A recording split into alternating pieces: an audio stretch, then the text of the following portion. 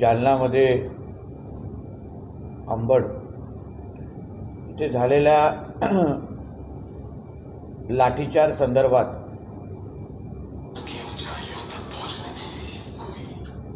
मराठा आरक्षणासाठी चालू असलेल्या आंदोलनावर लाठीचार्ज झालं आणि त्यानंतर विविध प्रतिक्रिया यायला लागलेल्या आहेत.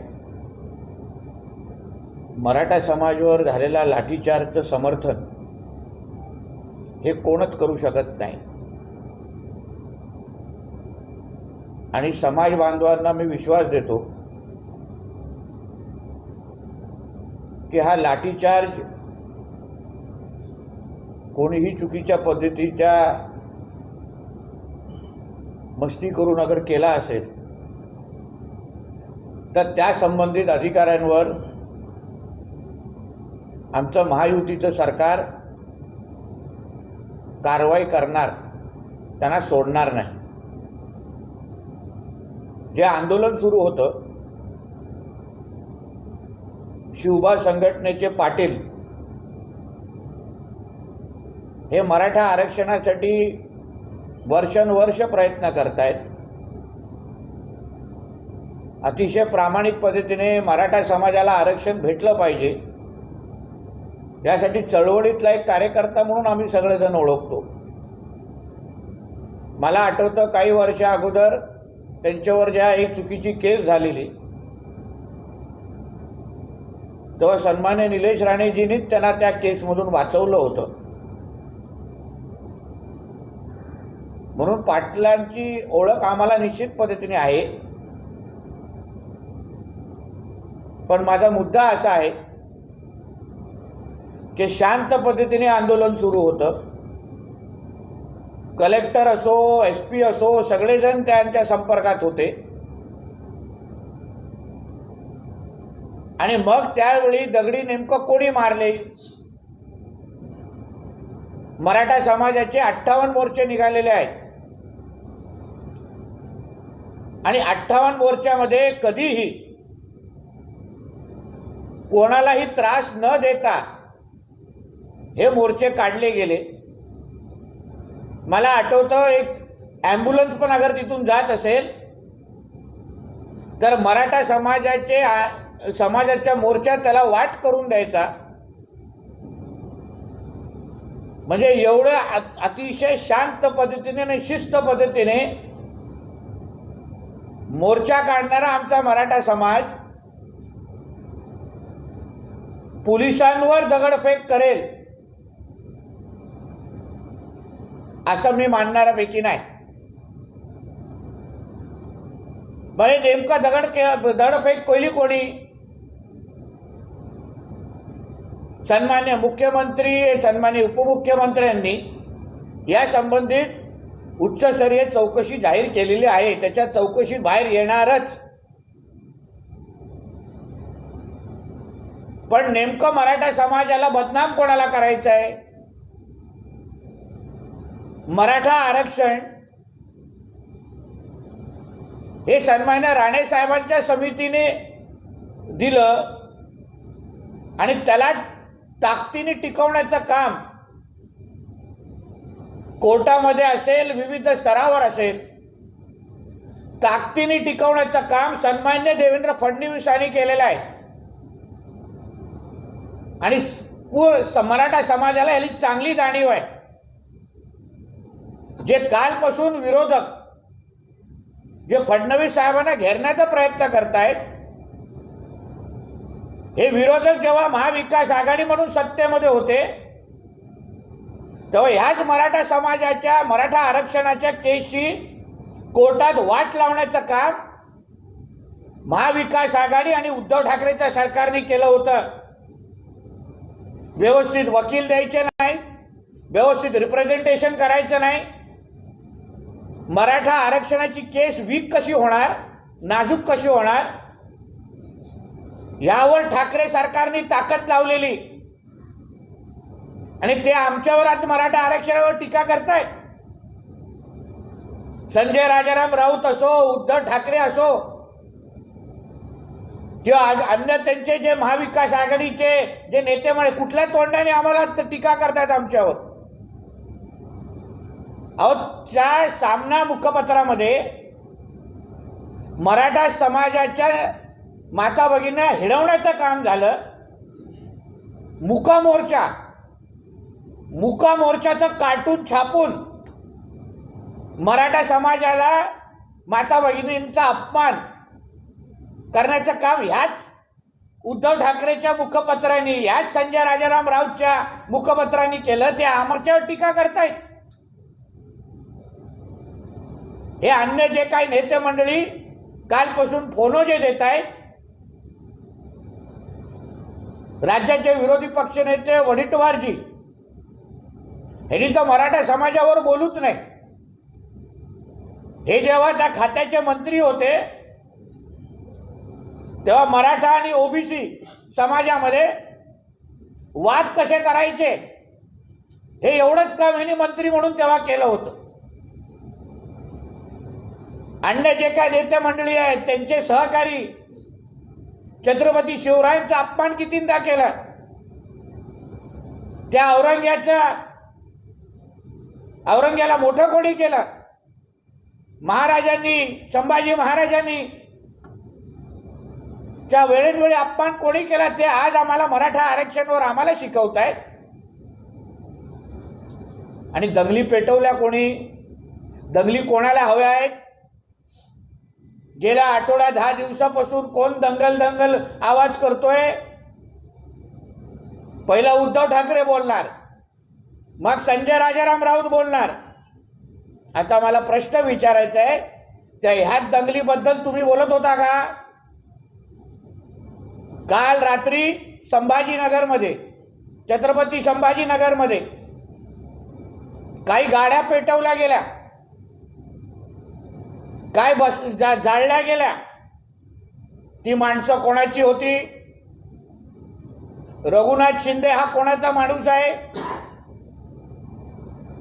हा राज्याचा विरोधी पक्ष नेता, विधान परिषद अंबादास दानवे ह्यांचा निकटवर्य आहे का? रघुनाथ शिंदे आणि अंबादास दानवे मध्ये काल रात्री आणि परवा रात्री काही चर्चा झाली आहे का? काय बोलणं झालंय का? ह्या ज्या बसेस पेटल्या गेल्या छत्रपती संभाजीनगरमध्ये, त्याच्यामध्ये उबाटाचे नेते, विरोधी पक्ष नेते अंबादास दानवे यांचा हात आहे का? याची चौकशी झाली पाहिजे.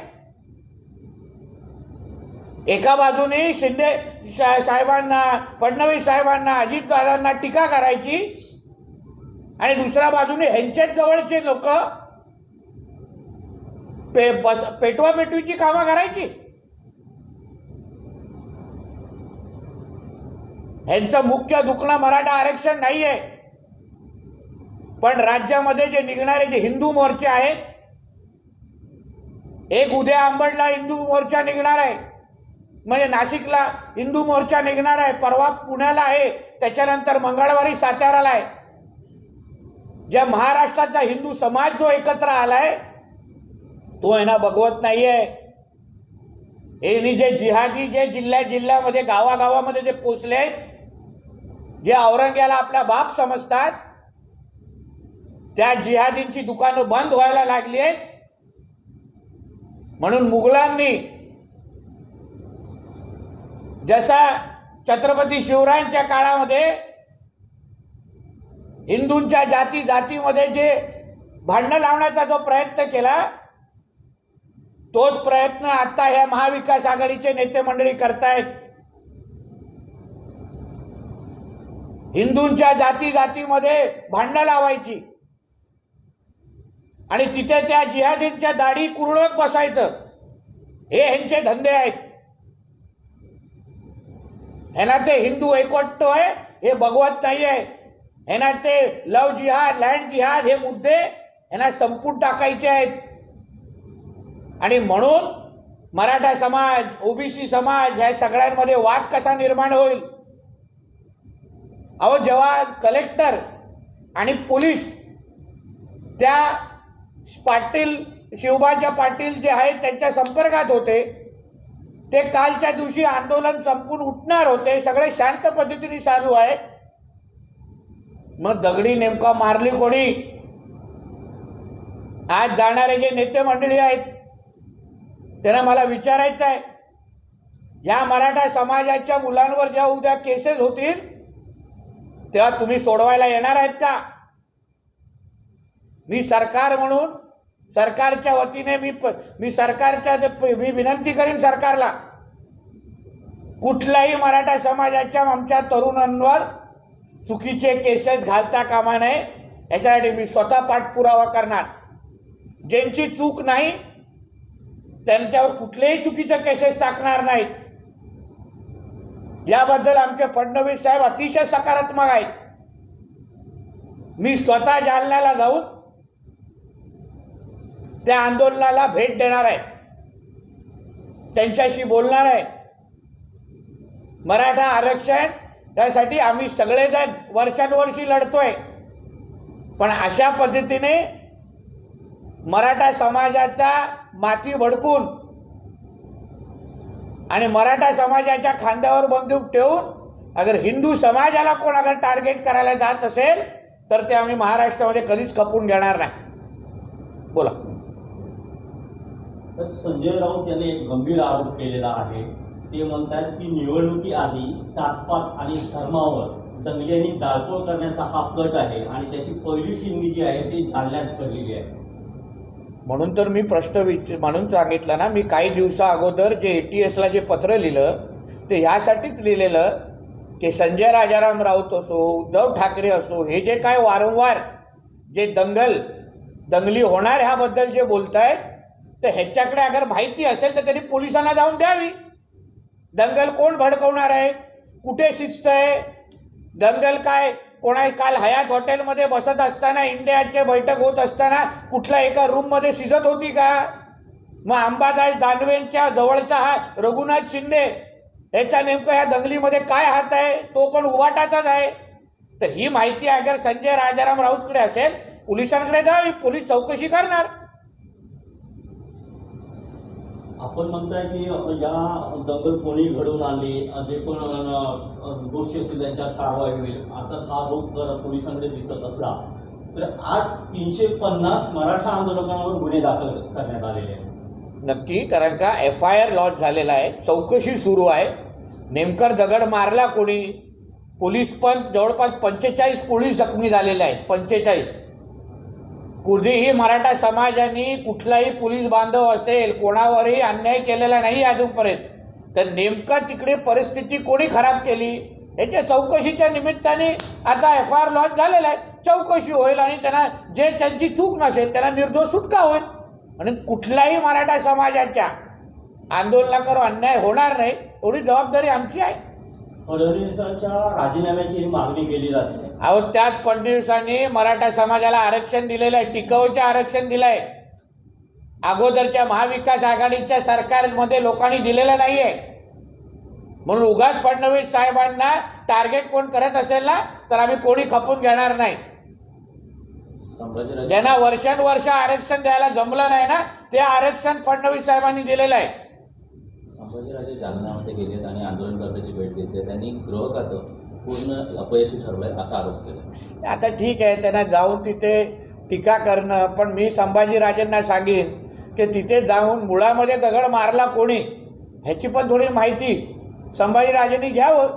समाजासाठी काम करणारे तेही आहेत, तेही फिरतात सगळ्यांमध्ये. म्हणून उगाच नुसतं गृह खात्यावर बोट उचलल्यापेक्षा एक जबाबदार नेते म्हणून, एक जबाबदार घराणं म्हणून आपल्या समाजाची बदनामी उद्या होता कामा नये ह्याची पण काळजी आमच्या सकट संभाजीराजेंनी आणि अन्य लोकांनी घ्यावी. सरकार मराठ्यांना न्याय देऊ शकलं नाही, थोडापुढे व्यस्त होता असं विजय वडेट्टीवारनी मराठा समाजावर बोलणं हे सर्वात मोठा विनोद आहे. कारण का थोडं तुम्ही विजय वडेट्टीवारांचा इतिहास बघितला की त्यांनी मराठा समाजाबद्दल मंत्री असताना काय काय बोललेले आहेत, काय टीका केलेली आहे, तर ते कळल्यानंतर ना हा त्यांच्या तोंडातून मराठा हा शब्द आवडतच नाही. विरोधी पक्ष नेते आहेत ना त्यांनी वस्तुस्थितीची माहिती घेऊन बोलावं. शरद पवार पण आज जालन्यामध्ये जातात. जाऊन दे ना, चांगली गोष्ट आहे. बघून दे तिथे वस्तुस्थिती काय आहे आणि नेमकं दगड मारला कोणी ह्याची माहिती थोडी मला पवार साहेबांनी आम्हाला सगळ्यांना द्यावी. साहेब, यामध्ये नेमकं कोणाचा हात असावा असं आपल्याला वाटतं? आता मी पोलिसांची तर जबाबदारी विषय करणार नाही ना. जेवढी मला माहिती आहे ती माहिती मी दिलेली आहे. फक्त निश्चित पद्धतीने ह्याच्याला मराठ्या शांत पद्धतीने चालणाऱ्या आंदोलनाला गालबोट लावण्याचं काम हे कुठल्या तरी समाजकंटकांनी केलेलं आहे. जेव्हा संबंधित लोक पोलिसांच्या कलेक्टरच्या संपर्कात होते, ते आंदोलन उपोषण चर्चा होत होती दोन्ही बाजूनी, मग हा दगड मारण्याचं काम काय होतं? म्हणजे कोणाला तरी वातावरण महाराष्ट्रात खराब करायचं आहे. होणारे हिंदू जनाक्रोश मोर्चे कोणाला सहन होत नाहीत हे स्पष्ट कळून येत आहे त्याच्यात. एकूणच या परिस्थितीमध्ये मराठा समाजाचे नेते म्हणून आपण काय भूमिका करणार? असं आहे, समाजाच्या सर्वच लोकांना बांधवांना मी सांगेन, मी शांततेचंच आवाहन करीन. हे सरकार तुमचंच आहे.